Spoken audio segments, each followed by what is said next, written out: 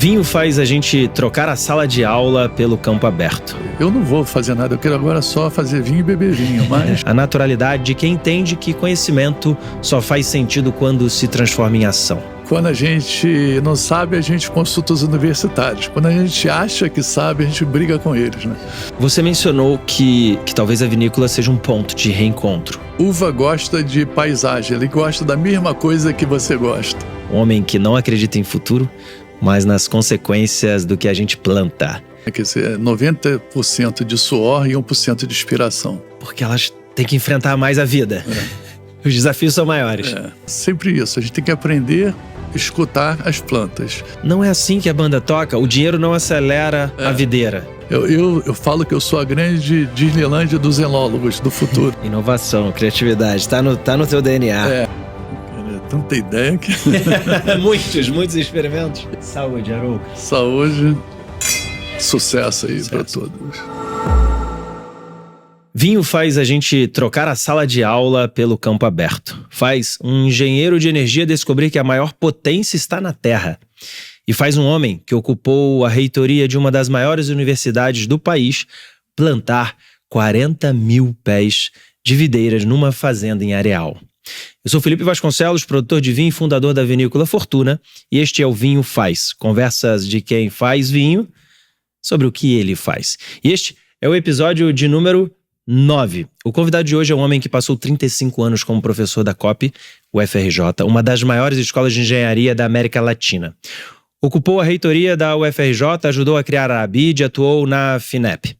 Transitou entre sala de aula, gestão pública e empreendedorismo com a naturalidade de quem entende que conhecimento só faz sentido quando se transforma em ação. Em 2016, na volta de uma viagem de Mendoza, na Argentina, ele descobriu que existia uma técnica capaz de produzir vinhos tintos no sudeste brasileiro. 2 dias depois, já estava em Caldas, Minas Gerais, no berço da pesquisa. E voltou com 900 mudas debaixo do braço. Plantou na casa de Itaipava, aqui na Serra do Rio de Janeiro. Depois encontrou a fazenda Boa Vista, em Areal, nesta cidade da qual a gente grava este episódio. E a intuição bateu forte. Aqui é o lugar, ele disse. Mudou-se então para a fazenda. E hoje a Vinícola Arouca tem quase 40 mil pés de videira ou mais. Eu vou confirmar essa história agora aqui com ele. São mais de 14 varietais e um primeiro lugar nacional na grande prova de vinhos do Brasil. Vamos abrir um vinho da família Eloy, parceiro do nosso episódio, e conversar sobre o que acontece quando um engenheiro decide que o maior projeto de vida não cabe num laboratório e sim numa fazenda. Seja muito bem-vindo, Maurício Arouca. Muito obrigado pela oportunidade e estamos aí, né? É um mundo novo que está sendo criado para todo o Brasil, para o Sudeste, principalmente aqui para a Serra Fluminense e Areal, que é o foco da onde nós atuamos, né? Boa. Nada melhor do que começar bebendo um vinho, Arouca? Gosta muito de vinho? Agora virou trabalho, né? Vira trabalho, exato. Nada como juntar o lazer e o trabalho numa coisa só. Saúde, Arouca. Saúde, sucesso aí para todos. Que maravilha. Esse é um Syrah Família Eloy. Muito bom. Safra 2024.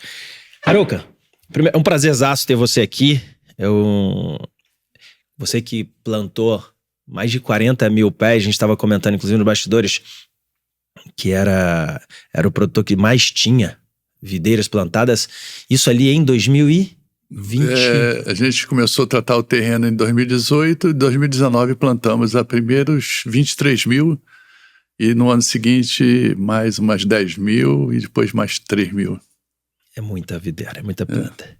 Tem muita história legal. Eu separei aqui em alguns blocos, a gente vai falar sobre essa explosão, ou seja, o momento exato, né, dessa ideia de plantar aqui no Rio de Janeiro, um pouquinho da sua história ali de engenheiro à terra, o primeiro vinho, o reconhecimento, a sua visão de futuro e, claro, como produtor. E eu sempre já começo pelo final, falando um pouquinho de produtor que tem muitas curiosidades, já quero trazer isso. E eu fui fazendo várias anotações antes mesmo do episódio começar. Vamos falar um pouquinho já, então, de números. Depois a gente volta lá para a sua essência. Vamos quebrar um pouquinho essa lógica, porque eu já tenho várias anotações aqui. Eu queria entender um pouco disso. Você plantou suas primeiras mudas. Foram 900 mudas em Itaipava em 2016. E aí depois você expandiu para a Fazenda Boa Vista. Então, esse plantio areal, quando foi? Quantas safras você já colheu até hoje? Então, a gente plantou em 2018 em areal. Só que, na verdade, eu nunca colhi, porque depois do primeiro ano, como todas as 3 espécies que eu tinha plantado, que era Cabernet Sauvignon, Cabernet Franc exatamente, Syrah, estavam vegetativamente muito boas. Eu fiquei animado para partir de procurar um lugar realmente para fazer vinhedos de maior porte. E aí começou a história, né? Bacana. Legal. E me conta isso, você falou que dessas 900 plantas, você pegou 1/3 de Syrah, 1/3 de Cabernet Sauvignon, 1/3 de Cabernet Franc, foi isso? Exatamente. Uma por cada motivo. Uma porque é a que mais, aparentemente, nas pesquisas lá de Caldas, se adaptava à dupla poda. Ela e a Sauvignon Blanc são as que mais não se incomodaram com essa mudança de trato.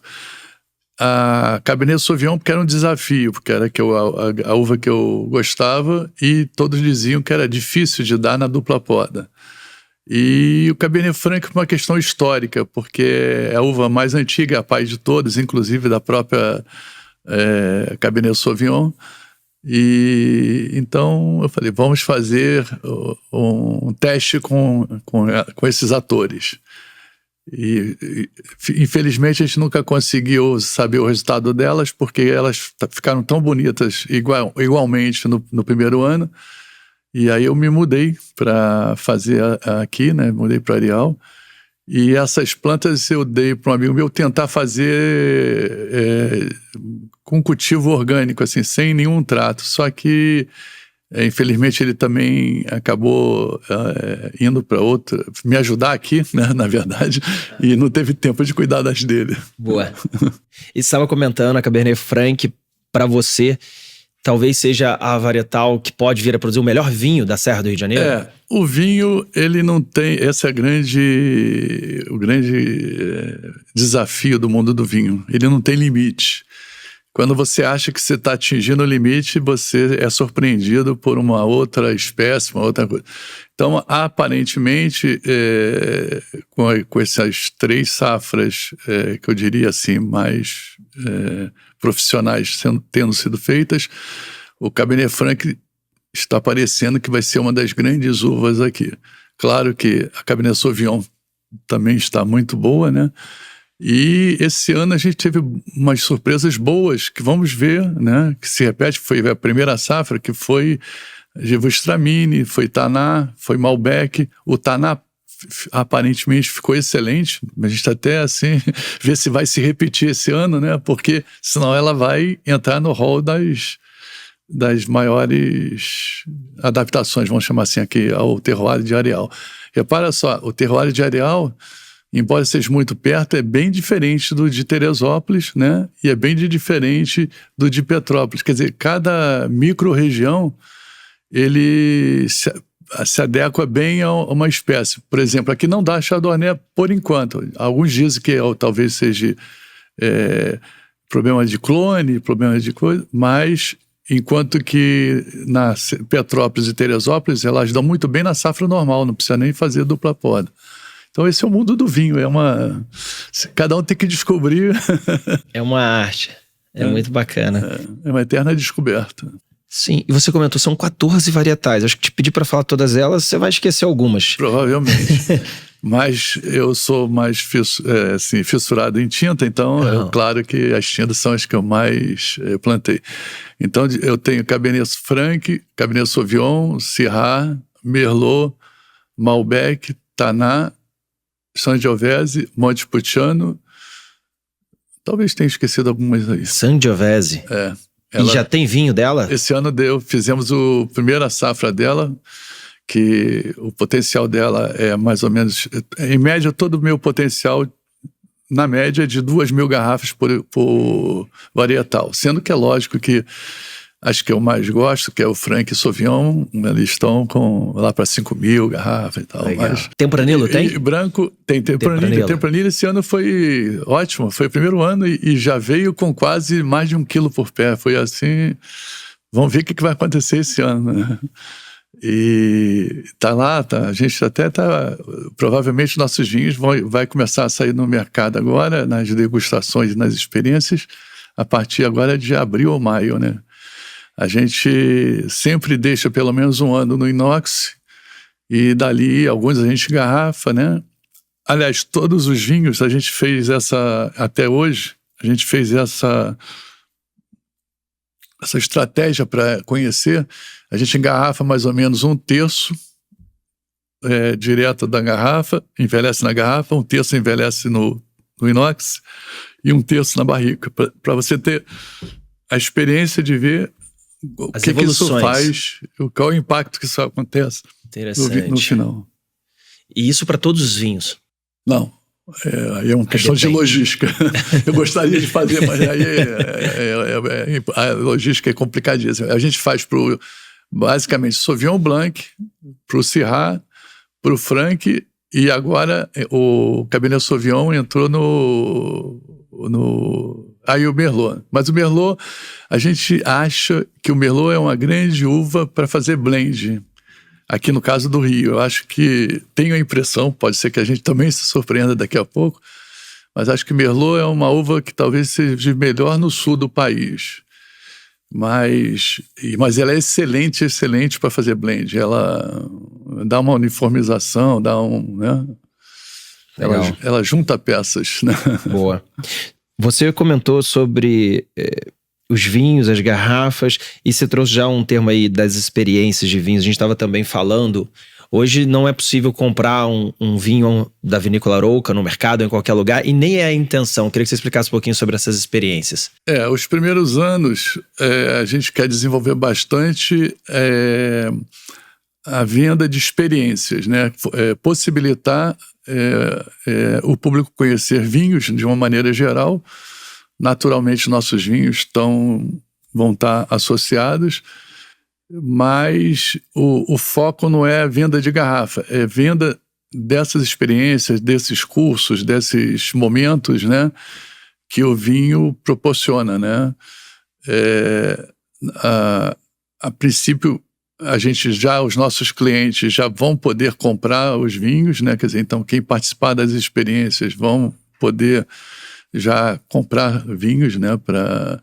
E é lógico que daqui a uns anos a gente possa, com o amadurecimento dos vinhedos, você naturalmente vai ter a produção consolidada, e aí você possa dedicar um pedaço dessa produção para alguns focos estratégicos, alguns restaurantes ou espaços que tenham essa mesma visão de possibilitar experiências com seus clientes. Então você pegaria assim 3, 4 em Búzios, 3, 4 no Rio, 3, 4 lugares em Belo Horizonte, São Paulo, e faria um pool dessas experiências, onde eles poderiam reproduzir alguma das experiências que a gente faz aqui, entendeu? Isso é ótimo. E a gente consegue ter acesso, né? Numa distância. Exatamente. E aí ali também estaria vendendo os vinhos e tudo, né? Perfeito.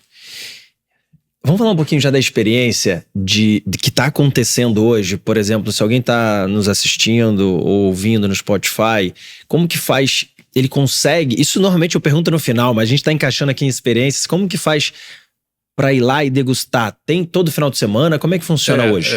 Hoje já estamos entrando, vamos chamar assim, no ar, né?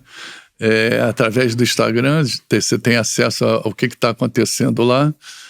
E eu espero bem em breve, né? Porque a gente tem um mês que a gente abriu para o público, né? Então, em breve, eu acho que a gente vai ter uma programação já mais consolidada, onde todo mês você vai ter eventos de degustação, de jantares harmonizados, de esses experimentos, né? Tipo, que eu brinco muito desde o início, seja você o sommelier, né? Quer dizer, eu não tenho sommelier, o público que vai ser o meu sommelier. Quer dizer, as experiências que a gente vai levar para o público, e se eles validam os resultados, está definido o blend do ano, entendeu?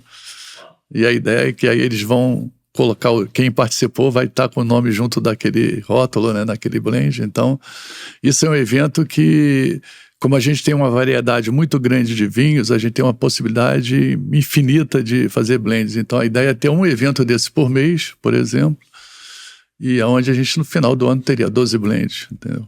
Bacana, diferente. E aí tem um ponto também que eu anotei, você não tem enólogo. Não, exatamente. A gente, da área de ciência, a gente tem muito network, conversa muito com as pessoas e tudo. E eu não sabia exatamente nem que eu queria, então eu não podia nem identificar qual era o enólogo que mais se adaptasse.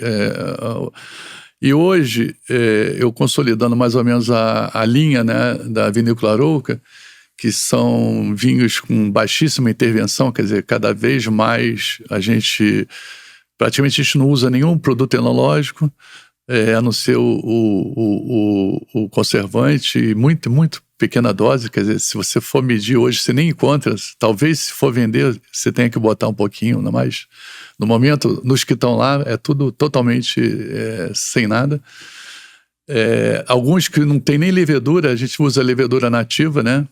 A gente a gente já tem 3 safras de Syrah sem levedura, selecionada, só selecionadora que vem do campo. Temos 2 safras de Franc também nesse mesmo contexto, e esse ano está envelhecendo, amadurecendo o Cabernet Sauvignon. Pode ser que já tenha Cabernet Sauvignon nativo em algum lugar, mas eu ainda nunca tive a oportunidade de degustar, mas em breve a gente vai poder tomar o vinho da casa. E esse ano agora, para a safra 2026, ele vai botar o primeiro branco também sem levedura. Vamos ver se dá certo, né? Porque a gente nunca sabe. É sempre um desafio, né? Por mais, quando você muitas vezes está acreditando, não acontece. Quando menos espera, as coisas acontecem. Esse ano a gente fez um laranja de Sauvignon Blanc que ficou muito bom e na verdade a gente estava pensando em fazer uma outra coisa. No meio do caminho a gente viu que a cor estava muito legal, falava, vamos parar assim mesmo e para ver o que dá. E parece que deu certo, né? Inovação, criatividade, tá no teu DNA. Esse é um pouco a característica da vinícola. E também que você não filtra vinho, que história é essa? Não, a gente evita o máximo possível interferência. Então, uma das maneiras que a gente evoluiu, a gente vem evoluindo, claro, porque você vai aprendendo dia a dia, safra a safra, a gente faz a limpeza através de trasfegas. A gente deixa ele reposar 1-2 meses, trasfega, separa a parte de baixo e essa parte de baixo vai ficando num tanque separado. Normalmente a gente bota até num freezer para decantar rápido, ainda aproveita um pouquinho, faz uma trasfega da trasfega e o resto a gente brinca, né, que a gente deixa lá decantar para tomar, né? Tem muito desafio, mas realmente não dá para a gente assumir, que é usar essas borras até mesmo para fazer alguma interferência no processo de envelhecimento. Mas eu não arrisquei ainda nisso, eu já arrisco muita coisa. O grande desafio esse ano é na parte agrícola. A gente está com vinhedos que a gente não colocou nada, não colocou Dormex, que são coisas que tem no mundo do vinho, né? Que você bota na poda, que são hormônios para crescer tudo ao mesmo tempo. E a gente pegou metade dos vinhedos, não botamos Dormex. Quer dizer, já na safra de junho a gente não usa em nenhum, desde o ano passado. E apesar de todos os... que eu brinco, né? As controvérsias. Quando a gente não sabe, a gente consulta os universitários. Quando a gente acha que sabe, a gente briga com eles, né? Então, esse ano, ao contrário de todos os conselhos, a gente não usou em junho, na poda de inverno, que foi agosto, setembro, e aparentemente a coisa andou muito bem e a gente agora então ousou não fazer na metade da poda de produção, que aí o risco realmente seria maior. Mas, graças a Deus, aparentemente a coisa está vindo bem. A gente está comparando os dois e aquele negócio, se der uma diferença, seria um pouquinho em produtividade, mas não é isso que a gente persegue, porque os grandes vinhos não podem vir de vinhedos com muita produção, né? Muita quantidade de uva por pé. O ideal é ficar entre 1,5 e 2 quilos por pé, para concentrar o máximo possível, né, as particularidades naquelas uvinhas que você vai processar. Legal, isso é muito interessante, você estava falando. A gente também comentou sobre a questão justamente disso, de chegar a um ponto que vai começar a selecionar os melhores cachos para se produzir o melhor vinho. Legal. Vou voltar um pouquinho aqui. Quando você veio conhecer a Fazenda Boa Vista aqui em Areal, você comentou que a intuição bateu, que você achou que era esse lugar. O que você viu nessa fazenda que você falou, putz, tem que ser aqui vai ser incrível?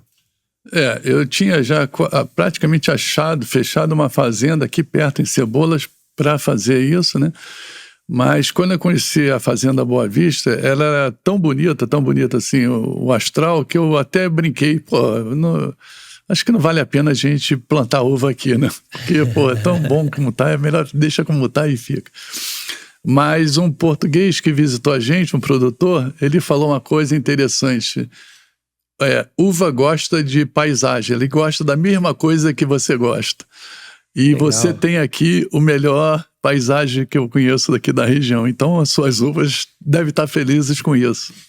Que bacana esse comentário. Uva gosta de paisagem. Isso é magnífico. Eu nunca tinha escutado. Muito bom. E aí, com isso, com esse visual deslumbrante, é aqui. E aí, quer dizer, a gente avançou, porque antes o foco era só uva. Quando a gente viu esse astral todo, eu falei, a gente tem que criar espaço, né, para que a maior quantidade de pessoas possível possa curtir isso que a gente está curtindo aqui. Então, a primeira coisa foi, contra a lógica de mercado, né, era blindar um pouco uma certa área contra qualquer tipo de ocupação, outra, né, que fosse moradia ou indústria, não sei o quê, quer dizer, a gente definiu que ela seria totalmente já voltada para o turismo a vida inteira, seria blindada para isso, seria um grande parque, né? E é isso que motivou, e a gente, como tem uma certa experiência na área de turismo em Búzios, a gente sabe que o turismo é a coisa que mais desenvolve qualquer lugar do mundo, e é a coisa mais que incorpora toda a pirâmide de classe social. Então, passou a ser um projeto de desenvolvimento regional. Então, hoje eu tenho uma espécie de um master plan interno, onde 1 milhão de metros quadrados é só para atrações, não pode ter moradia, não pode, é só para as pessoas poderem visitar, conhecer, vivenciar aquilo, ficar ali. Então, pousadas, hotel, museu e tudo, quer dizer, que é o projeto. Aí tem 1 milhão que está definido mais ou menos que é para moradia e 1 milhão para agricultura, para você ter permanentemente esse astral agrícola dentro desse complexo que a gente chama Vinhos Vale, né? Que por enquanto, quer dizer, é um sonho que grande parte já está sendo realizado, mas é um desafio porque é muito grande. Muito grande. E a Casa Vinos já foi inaugurada. Aliás, eu vou deixar aqui, eu costumo fazer no final, mas já seguem lá no Instagram, é @casavinos com 2 N's e U. Não é isso? Tudo junto, Casa Vinos com 2 N's e U. E lá você também vai encontrar o @da Vinícola Arouca. É um projeto maravilhoso. O Instagram lá de um bom gosto espetacular, realmente. Quem faz lá o Instagram de vocês, realmente é muito bacana. Tudo aí pra conhecer. E tá pertinho daqui do Borgo, tá? A gente tá falando de quê? Não, dá pra ver. Eu vejo vocês de lá. Exato. Eu vejo vocês de lá. É o quê? Poucos quilômetros. São 5 quilômetros da BR e aqui da BR pra cá deve ter o quê? Deve ter subindo 1 quilômetro. Então é praticamente 6 quilômetros. É muito perto. É muito perto. E eu tô exatamente a 5 quilômetros da Inconfidência, que é em Cebolas, que foi a primeira vinícola. Sim. Que aqui o primeiro vinhedo, vamos chamar assim, aqui da Serra, né? Do Rio de Janeiro. Da Serra do Rio de Janeiro. E com certeza o vinhedo dele foi que me inspirou. Eu falei, então existe. Aí vamos atrás. Muito bom.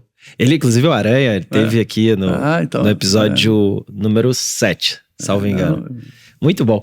E, cara, você também trouxe uma curiosidade que eu queria trazer para o público, que é, você não usa irrigação, e aí tem a ver com a qualidade, com o seu foco. Queria que você explicasse um pouquinho disso, eu achei muito interessante. Você fala da natureza. Então, na hora que você começa a tentar entender a natureza, você vê que ela, que nem a gente faz parte da natureza, a gente é igual, a gente somos sobreviventes, a gente se adequa ao habitat, né? Ou ao terroir, né? Que você boa. E a uva, ela é uma planta que eu chamo das famílias das pré-históricas, né? Tipo a cana-de-açúcar, tudo que elas resistem a qualquer ambiente, né? E o desafio qual foi? Foi não usar irrigação para você poder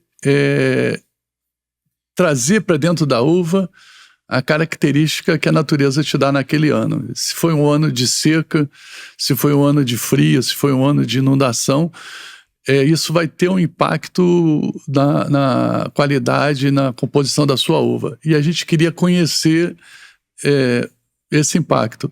E muitas vezes, se você olhar os grandes vinhos, eles aconteceram em épocas de, vamos chamar assim, irregularidades, né,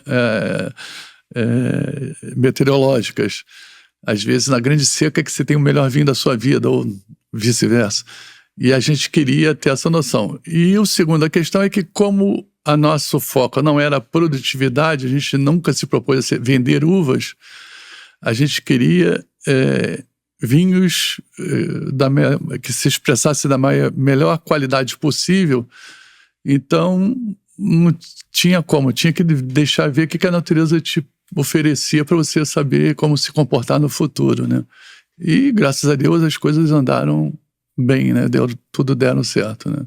E tem uma outra particularidade. Quando você não irriga, a uva tem que se aprofundar as suas raízes para sobreviver. Com isso, seja momentos de seca ou de inundação, ela resiste muito melhor do que uma que está com todas as raízes na superfície, porque ela nunca precisou descer para pegar água, você está dando por gotejamento. Então, essa foi a grande fator, né, que decidimos a fazer isso. Não, isso é ótimo. E eu lembro de uma viagem que eu fiz na Borgonha, e aí tinha uma inclinação, e o nosso guia, ela estava explicando exatamente isso sobre a necessidade que uma planta que está mais no destiladeiro, está mais no morro, a dificuldade e a força, o estresse que ela enfrenta para ir atrás da água enquanto a que está mais embaixo. Isso muda completamente o vinho. Em geral, aqui, a minha sensação ainda, né, tudo é muito novo, exatamente, as que estão mais em cima ficam melhores do que as de baixo. Porque elas têm que enfrentar mais a vida. Os desafios são maiores. Tem uma coisa assim interessante na dupla poda especificamente, que é uma coisa muito, muito nova no mundo, é nacional, foi feita, o Brasil foi o pioneiro, né, o pessoal do Murilo lá de Caldas, da Ipamig, que era um centro de pesquisa, e isso está revolucionando uma série de países ao longo do mundo que era que nem a Sudeste, que achava que não podia fazer vinho por causa das chuvas, do seu clima e tudo. E como o vinho impulsiona muito o turismo, então isso virou uma febre mundial. Hoje, inúmeros países que jamais se propuseram ou se achavam capazes de fazer grandes vinhos, agora estão acreditando que vão fazer, né? E aí, conclusão, se você pegar, eu diria, não vou falar metade não, metade seria provocativo, mas eu diria que uns 60% de todo o conhecimento que hoje está consolidado em livros ou nas universidades, eles têm que ser repensados, 40% disso, para a dupla poda, porque o que a gente está vendo é que não bate, né? As coisas ela tem regras próprias, tem consequências próprias que não se aplicam, por exemplo, no cultivo do sul da Argentina, de Mendonça, entendeu? Então, acho que a agricultura ela anda a passos lentos, porque você precisa sempre uma safra para saber se deu certo ou não deu, mais uma para saber se aquilo vai se repetir ou não, quer dizer, então, qualquer evolução na agricultura é 10 anos, né? Então, mas eu acho que o Sudeste veio para fazer os melhores vinhos tintos da América Latina, entendeu? Uau, eu acredito. Assina embaixo. E quem tá diante de mim aqui é um doutor, ou seja, teve a vida inteira ligado ao estudo, sempre teve essa mão na massa, sempre teve esse tomador de risco, esse empreendedorismo. Exatamente. A pesquisa, você está sempre na fronteira, você não sabe. No limite, né? A única diferença é que quando você está na universidade, a sociedade banca as tuas pesquisas. E aqui sou eu que banco. E aí isso faz uma grande diferença. Quem toma o risco, quem paga a conta é você mesmo, na ponta. Exatamente, mas... Legal. Tá sempre ali, né? Exatamente nessa fronteira, no limite do que falaram que é certo, entre o certo e o errado, entre o que vai dar bom ou o que vai dar ruim, né? Isso é muito gostoso, hein? Que bacana. Legal. Você falou uma coisa também pra mim, que no mesmo terroir lá são 7 parcelas. Queria que você explicasse um pouquinho disso. Como se fossem 7 parcelas, mas tudo muito próximo. E aí você estava contando aquele caso que é muito próximo, uma da outra ali. Então, a gente, inclusive, eu estou pretendendo até escrever um livro, mas não sobre explicações científicas dos fatos, mas explicitar os fatos. E aí depois quem quiser que busque as explicações. Porque a gente fez muitos experimentos, então a gente tem a gente conheceu muita coisa interessante que nem mesmo a gente tem tempo de se aprofundar, né, na explicação. Então, por exemplo, eu tenho 2 platôs, né, com vale no meio, mas os 2 platôs na mesma altura, com o mesmo passado de uso do solo, que era cultivo de milho, não sei o que tal, análise do solo iguaizinhas. Eu tinha Cabernet Franc, Merlot e Sauvignon de um lado e Cabernet Franc, Merlot e Sauvignon do outro, para ver exatamente essa questão. E sempre uma uva dava diferente da outra. E a gente não conseguia entender o porquê. Até um dia que eu brincando lá, por que as pessoas preferiam ficar na gleba sul em vez da gleba norte, o colaborador falou, não, porque ali é muito quente. E aí me surpreendeu isso, eu fui medir e dava realmente 1,5 graus em média de diferença de temperatura de um para o outro. E aí a explicação era uma montanha que tem do lado desse norte que atrapalhava o vento entrar, que não atrapalhava no sul, porque ele entrava pelo vale. Então, grosso modo, se fosse aprofundar, provavelmente o vento é a grande explicação da diferença dos 2 terroirs que estão a 800 metros um do outro. Impressionante. Entendeu? Um de cada lado e tem inúmeras coisas assim, efeitos da chuva, efeitos do sol, você botar sombrite para proteger, porque eu acho que a gente ainda tem muito sol, mais do que deveria. Então a gente foi fazendo vários experimentos e a gente quer botar esses fatos para os universitários correrem atrás das explicações. Muito bom.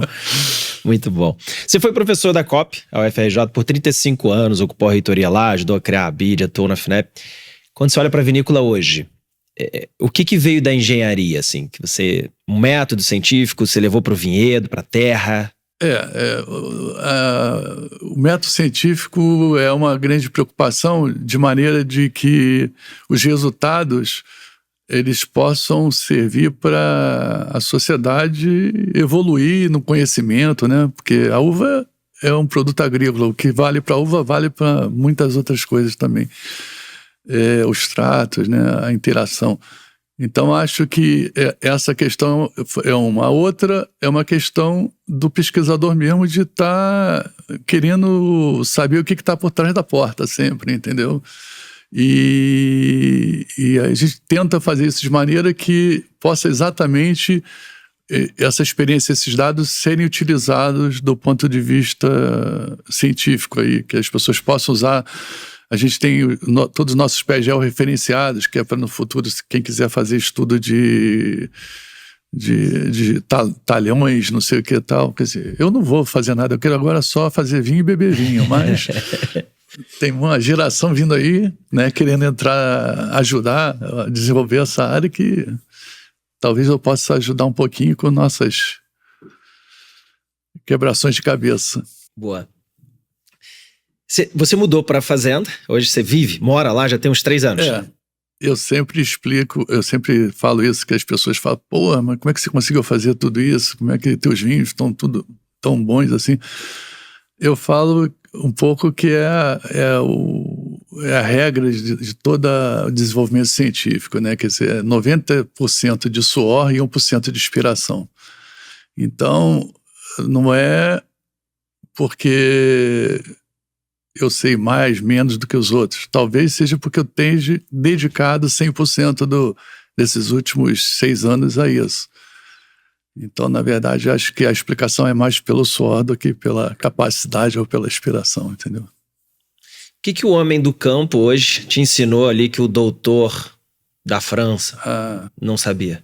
Muita coisa, porque o máximo que eu tinha de experiência com a terra era plantar feijão e algodão na escola pública, para brincar de germinar. Época de escola. Então, tanto é que a única pessoa que eu inicialmente contratei como, entre aspas, consultor, né, foi exatamente o André, que era na época da Inconfidência, foi o rapaz que ajudou a Aranha, junto com a Aranha, a montar todos os vinhedos, ia conversar com o Murilo sem para lá e para cá, quer dizer, embora no início sem informação, mas ele era o cara que mais sabia de dupla poda aqui no Rio. Agora não, está estudando, está fazendo enologia e tal, faculdade. Então, me perdi. Qual era o início da conversa? O vinho, não, a conversa é boa. Que eu entrei pelo lado do campo do aluno. Então, por que me interessou muito ele, né? Ele, inclusive, hoje ele tem uma consultoria própria, mas na época era ver essa experiência da prática dele. Quer dizer, ele já tinha vivenciado todo o desafio, anos e após anos lá, e eu queria que ele passasse isso para os meus colaboradores, né? E realmente a nossa conversa lá a gente fala sempre isso. A gente tem que aprender a escutar as plantas. E eu acho que todos eles estão, principalmente os gestores, os cabeças, estão com essa filosofia bem tudo bem, a gente faz análise sem parar, faz coisa mais... Até na época da colheita, esse é um lance que a gente quer desenvolver, e que muitas vezes o momento de colheita dado pelo laboratório não bate com a prova em campo. O cara aprova, ele fala assim, não, esse aqui já está bom, e o laboratório fala que não está. Aí, às vezes que a gente priorizou isso, deu uma consequência. Quando priorizou isso, deu outra. Então... E não quer dizer que está certo ou errado? Não está certo ou errado. Às vezes, para uma espécie, ele faz todo sentido, para outra não faz. Então, o que a gente tem que desenvolver é essa sensibilidade do homem do campo de entender a planta. Quer dizer, tanto é que é isso, não precisa de formação. No caso dele, ele está agora se formando porque ele está no outro patamar, está num outro momento da vida dele, mas ele começou no campo, agora ele está dentro na cadeia toda, né? Mas eu acho que a gente abandonou o Rio, por ser capital, abandonou completamente sua área agrícola, né? Ao longo da história. E então hoje a gente tem que criar do zero praticamente toda essa sensibilidade, toda essa, né, interação. Sim. Eu acho que esse é um lance legal, assim, é uma consequência legal do mundo do vinho aí e tal. E a natureza está ligada completamente a essa questão que você gosta muito, né, que é da pesquisa, do inesperado, porque você vai buscando respostas e na verdade não tem nenhum livro, como você disse, né? Não é uma coisa reta. Não tem uma dualidade, ou é isso ou é aquilo, não existe. É uma quantidade absurda de variáveis, né? Por exemplo, todo ano você faz uma aposta, né? Porque na dupla poda, você tem que podar agora no verão para colher no inverno. Então, se o teu inverno chegar cedo e você podou tarde, não vai ter tempo suficiente de ter um bom amadurecimento das uvas. Mas se você poda cedo, você pega as chuvas. Então você tem uma grande possibilidade de seu vinhedo ser afetado por míldio, por, né, doenças. E se você poda à tarde e o inverno é tarde, é o melhor dos mundos para você. Você fugiu das chuvas e não perdeu a sua período de sol de maturação. Isso pode ser que para cada espécie se comporte de maneira diferente. Então, só nisso você já vê a combinação de fatores que acontece. Esse ano, por exemplo, a gente talvez tenha sido os últimos a podar na região do Rio de Janeiro. A gente podou agora. Arrisquei tudo porque eu vi podou que... quando isso? Em março? Acabou agora. A semana passada acabou a última poda. Em março. Porque eu falei, eu tenho que apostar que o inverno vai ser quente. Como o ano passado teve um ano meio frio, normalmente a natureza, ela não tem como você falou, não anda em linha reta.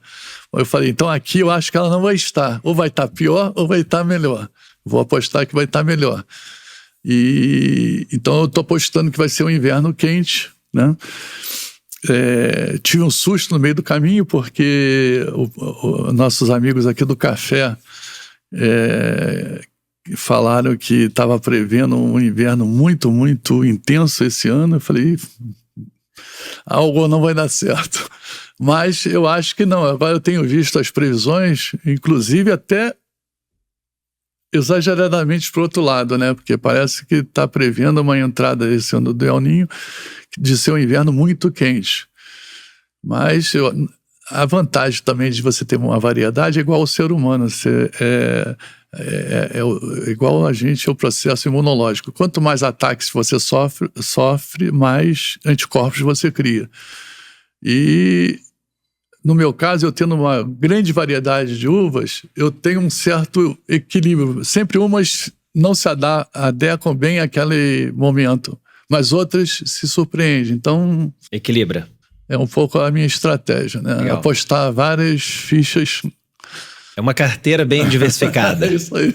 Muito bom. Cara, que interessante isso. Tá. Você tem a maior diversidade de uvas da América Latina, no mesmo lugar, no mesmo terroir? Provavelmente tem um produtor em Minas, que é em Caldas também, por acaso, é o Procópio, que ele também, mas ele é de família tradicional há anos e anos, né? Já estão, 3 gerações, e ele faz muitos também experimentos a vida toda lá dentro eu nunca tive a oportunidade de conhecer, mas ele também é assim, mas assim a nível, vamos chamar assim, de produção, de você poder ter em média aí 2.000 garrafas como planejamento de cada espécie. Não tem ninguém que eu conheça, nem na Argentina, nem no Vale dos Vinhedos, né? Todo mundo tem grandes vinícolas que tem muitas variedades, mas assim, de terroirs completamente diferentes. Um vem de Sacramento, outro do próprio Vale dos Vinhedos, outro de vários, compra uva de vários, Sim. ou traz uvas dos seus fazendas de vários lugares diferentes. Agora, do mesmo lugar, que você visualmente vê todos os pés, né? Quer dizer, isso eu acho que não existe. É único, realmente. Eu falo que eu sou a grande Disneylândia dos enólogos do futuro, porque eles vão poder se divertir à vontade ali, né? Imagina, 14 varietais para brincar, fazer corte, fazer processos de vinificação diferentes com as mesmas varietais. Aliás, corte arealês, o que é isso? Não, a gente, em homenagem a Areal, a gente fez o primeiro corte bordalês, né, que é o corte que o mercado conhece, né, basicamente Cabernet Franc e Cabernet Sauvignon, no caso daí também Merlot, né, que é um dos tipos, um dos tradicionais, e fizemos um também em homenagem à cidade, né, que nos acolheu tão bem, né, então é Merlot com Syrah. Boa, Merlot com Syrah. Esse tá disponível na degustação ou não? Tá. Que bacana. Eu quero experimentar esse vinho. Eu vou chegar, eu quero o corte arealês. Muito bom.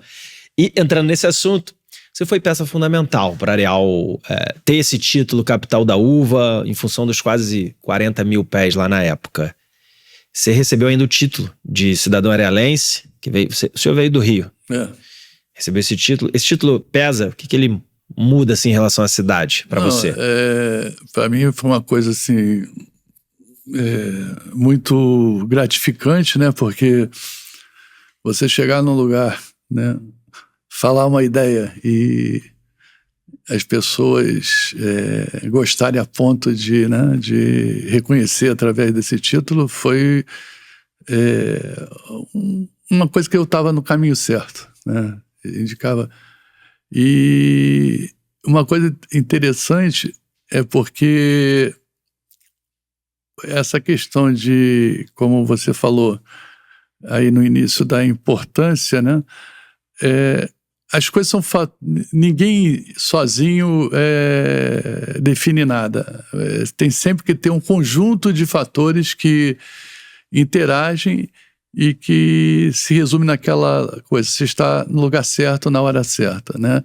Quando você desenvolve a luz, né? O Thomas Edison levou a fama, mas tinha 11 grandes grupos de universidades do mundo inteiro correndo para fazer a lâmpada. Por acaso, ou ele fez primeiro, ou ele patenteou primeiro, ou ele vendeu primeiro, não sei, ele estava no lugar certo, no momento certo. Mas eu acho que aqui foi a mesma coisa. A gente tem pessoas que, entre aspas, parece que foram decisivas, né? Tipo o Aranha, tipo eu, tipo o Borgo, mas é que talvez estivesse no lugar certo. Eu acho que as coisas, de uma maneira ou de outra, aconteceriam. Poderia não acontecer em Areal, poderia acontecer em outras cidades, mas, quer dizer, o vinho do Sudeste é uma coisa que eu acho que seria irreversível. E a gente teve a gratificação, né, de poder ser os atores desse riscar o fósforo, e agora haja bombeiro para apagar o fogo, né? Isso é ótimo, parabéns, porque é uma iniciativa e tanto, e abriu espaço para tantos outros como eu também, que cria coragem, mas desbravar o mato ali, o pasto, são para poucos. Legal. Quando surgiu o primeiro vinho, a surpresa do seu vinho, o primeiro vinho Arouca, eu estou bebendo esse vinho que eu fiz. Como é que foi isso? Como é que foi esse sentimento? Você lembra? Então, tem uma coisa curiosa aí, foi o seguinte, o Sauvignon Blanc, por exemplo, ele ficava totalmente leitoso nos primeiros meses. E aí as pessoas vêm, né, os universitários, falam: não, bota isso, bota aquilo para limpar, pode fazer isso, pode fazer aquilo. E aí você não sabe, vai fazendo, né? E não adianta, ficava branco. E eu tinha me esquecido daquele filme do Julgamento de Paris. Né? Na hora nem me associei do acontecimento de lá, depois que eu vi que tinha sido a mesma coisa. Quando chegou em novembro, de uma hora para outra, o vinho ficou transparente. E aí, os outros anos, eu fiz sem nenhuma dessas intervenções e aconteceu exatamente a coisa. Sozinho, ele, sem fazer nada, ele, de uma hora para outra, ele fica completamente dourado, né? Então, esse foi uma primeira coisa interessante, assim, que eu falei assim: eu estou no mundo do vinho, né? Quer dizer... E a segunda coisa, com certeza, é quando você começa a sair os vinhos, provar, e cada dia ele está com gosto diferente, porque você não tem paciência de esperar, então você faz umas... Aí esse aqui está melhor do que o outro, daqui a 2 dias o outro está melhor do que aquele. Você fica meio tonto, achando que perdeu o controle de tudo, e depois você descobre nos outros anos que perder o controle é a regra do jogo. Você não tem que controlar nada, você tem que deixar ele sozinho evoluir, e você vê o que você faz com ele depois, entendeu? Caramba. Então, esse foi uma grande descoberta e satisfação de você, por um lado, você vê que você não é tão determinante quanto você acha que é, e o outro que o vinho, ele é tão impressionante que você te deixa eternamente ligado o teu desejo, a tua expectativa, a tua ansiedade. É incrível. Só para ter uma ideia, isso é um conselho aí para quem está entrando no mercado, né? A gente, no primeiro ano, a gente prova todo dia praticamente o vinho. No segundo ano, você já prova de semana em semana. No terceiro, você prova de mês em mês. Agora eu só provo quando vem amigos lá. Quanto mais o vinho ficar parado... melhor. É melhor, entendeu? Esse é o que a gente... É muito contra-intuitivo quando você traz essa frase. Você faz esse conceito de perder o controle, é a regra do jogo. Mas é o que esse é o vinho. E é um mundo... Por isso ele é tão mágico. Exatamente, eu acho que esse... Alguém decidiu, eu quero entrar agora no mundo do vinho, eu vou investir milhões e milhões de reais. Não é assim que a banda toca. O dinheiro não acelera a videira. Eu vou fazer um parênteses nisso que você falou. Isso é uma coisa interessante que vai alavancar o vinho do Brasil todo, já está alavancando, com certeza. O vinho brasileiro, ele está dando um salto tecnológico absurdo. Tanto, é claro que começou por causa da dupla poda, mas hoje está em todas as áreas, no sul e tudo. Por quê? Porque aqui no Sudeste, quem entrava no mundo de vinhos era pessoas tipo a minha história. Nunca plantou um pé de feijão e no chão, né? E então era pessoas que vinham da área farmacêutica, pessoas da área financeira que se aposentavam, então principalmente São Paulo. Então, para compensar essa falta de tato com a natureza, o nego investiu muito em tecnologia. Então, o nível tecnológico brasileiro de vinificação, de produção, cara, assim, absurdamente evoluindo. Isso vai ser um lance muito legal para o país. Está acontecendo. No Sul, a história lá, eles vieram para sobreviver. Plantaram para sobreviver. Essa é a história. E que linda, maravilhosa, vinhos fantásticos, mas levaram o quê? 100 anos. Aqui, quem tá nesse jogo, normalmente entra ou por um hobby, mas são pessoas já bem-sucedidas nas suas áreas, e aí investe bastante em tecnologia, como o senhor falou. É isso mesmo. E conhecimento, né? Muito conhecimento. Exato. Porque, repara só, mesmo na parte agrícola, o Sul ele tem um conhecimento consolidado, mas daquele tipo de agricultura. Enquanto o Sudeste misturou, por exemplo, Brasília, aquela Vinícola Brasília, que é um conjunto de 10 produtores, todo mundo da área de algodão, soja, não sei, quer dizer, outra cabeça, completamente diferente e de experiência daqui ou de São Paulo, do Espírito Santo de Pinhais, ou aqui do Rio, né, aqui Areal. Sim. Então, e você vê que as pessoas hoje, pouquíssimo tempo, já estão todo mundo se falando e tudo, quer dizer, acho que isso é uma revolução. Sim. Me fala um pouquinho sobre prêmio. Teve a Vinícola Arouca que ela conquistou.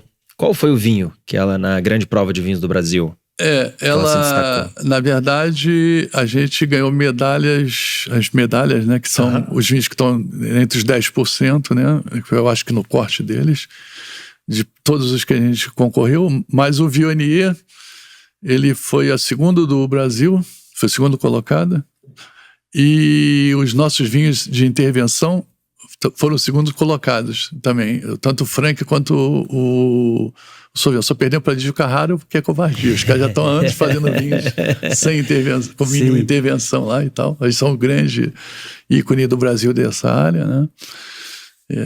Realmente é uma vinícola muito interessante. Mas se você analisar, porque concurso é concurso, né? Você compete com um vinho de 2018, com 2020, né? É uma heterogeneidade grande. Então é muito bom só para você ter uma noção do teu posicionamento perante os avaliadores de mercado, vamos chamar assim, né? Mas, por exemplo, nesse concurso do ano passado, se você fosse... Esse é o problema de pesquisador, está sempre tentando interpretar se aprofundando. Se você fosse analisar só vinhos de 2023, eu teria ficado em primeiro lugar em todas as categorias. Isso é fantástico. Aí você pega... Concorrer com vinho de 2018. Não, então peraí. 2020, 2021. Não, então na safra 23... se eu pegar todos os que concorreram lá, fazer assim, separa só os vinhos de 2023. Primeiro lugar, Arouca em todos. Aqui, aí eu ganhava em todos eles, assim. Espetacular. Esse ano, eu não sei, saiu hoje o resultado, eu vou lá ver. Que legal. Muito bom, mas o mais importante nisso, porque... o que acontece? É mais para você ter um parâmetro, né? No meu caso, né? Porque esses concursos, eles tentam representar o que o mercado está consumindo, qual é né? Dentro daquele perfil. Como a gente, nesse momento, a gente não está muito interessado exatamente nesse mercado, o concurso para a gente é importante isso, você vê a opinião dos enólogos, o que eles acham do seu vinho, entendeu? Então, eu acho que eu, de novo, devo... Só que agora eu mandei 14. Eu acho que ninguém no Brasil mandou 14 mil. Muito bom. Folgado, né? E aí, uma pequenininha de Arial. Mas eu acho que pelo menos uns 10 a gente vai estar entre os melhores, entre os 4 melhores da categoria. Eu tô doido para ver o de agora sem intervenção, porque esse ano eu botei o Cabernet Sauvignon também, né? Que eu gosto muito. Eu quero ver lá o que vai rolar. Legal. Vamos conectar isso aqui. Você tem uma frase que você não acredita em futuro, acredita em consequência. Eu vejo que a premiação é um pouco disso. O que essa frase significa na prática, assim, no dia a dia da vinícola e na sua vida? Porque o futuro é definido por que você está fazendo hoje. Por isso que eu falo, a consequência é a palavra mais representativa da palavra futuro. Porque a palavra futuro é uma palavra meio intangível, né? Na hora que a gente acabou de falar, né? O que a gente vai falar aqui é 1 minuto é futuro. Então é meio intangível. Agora, o que a gente faz hoje tem algumas consequências no momento imediato e também no médio prazo e talvez no longo prazo. Então, a gente fica preocupado com o que está fazendo hoje, com a expectativa que as consequências sejam boas. Então, eu nunca penso no futuro. Eu penso no que a gente está fazendo hoje, com a expectativa que a coisa dê certo, seja boa e tudo. Então, nesse sentido é que eu acho que exatamente a palavra futuro é uma consequência dos atos que você está praticando hoje. E como todo jogo, né? São apostas que você está fazendo. Algumas dão certo, outras não dão. Graças a Deus, no momento, a quantidade de coisas que estão dando certo ainda está muito maior. Que dando errado. Então, isso te leva a continuar, né? Mas você ainda fica cada vez mais ousado, vamos chamar assim. Porque é uma consequência. Isso pode gerar consequências, né? Mas, legal. Boas e ruins, né? Sim. E a gente está vendo isso acontecer. Às vezes a gente fala muito aqui no podcast sobre a Serra do Rio de Janeiro, comparando ela a algumas outras regiões do mundo. E eu vejo isso diante dessa conversa, claramente, que você faz parte, você é um dos grandes pilares disso tudo, a tornar a nossa região muito forte. E o futuro, você já me explicou, mas você faz isso hoje e a consequência disso é nos tornarmos uma região do porte das outras que a gente já conhece? Eu vou te responder de uma maneira um pouquinho diferente, mas é o seguinte, tem futuro, né, e tem desejos, né? Okay. O que eu desejo é que, para a gente, o que está acontecendo já está extremamente gratificante. Então é que o futuro, que o mundo do vinho, do enoturismo, ele consiga, como está acontecendo nesses lugares, identidade para as pessoas, né? Orgulho, que seja isso, né? Um modelo de desenvolvimento que, tipo assim, contribua para resgatar na população muitas coisas que você já conseguiu. Você mencionou que talvez a vinícola seja um ponto de reencontro.